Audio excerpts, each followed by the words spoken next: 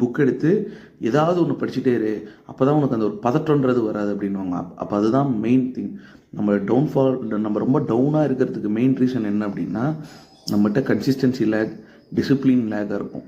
So அதை நம்ம சரி செஞ்சுட்டோம்னாலே அட்லீஸ்ட் 2 hours சும்மா ஏதோ 1 or 2 days எக்ஸ்கியூசஸ் ஓகே. ஏன்னா நம்ம வந்துட்டோம், இந்த ஃபீல்டுக்குன்னு வந்துட்டோம்.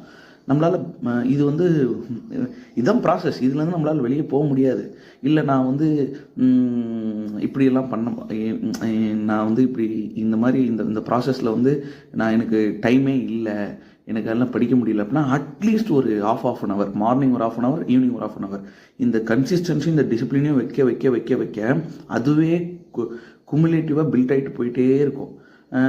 நான் கடைசியில் இப்போ நோட்டிஃபிகேஷன் வரட்டும், ஒரு நான் அந்த 3 months முடிச்சிடுவேன் அப்படின்னு சொல்கிறதெல்லாம் கண்டிப்பாக அது சாத்தியமே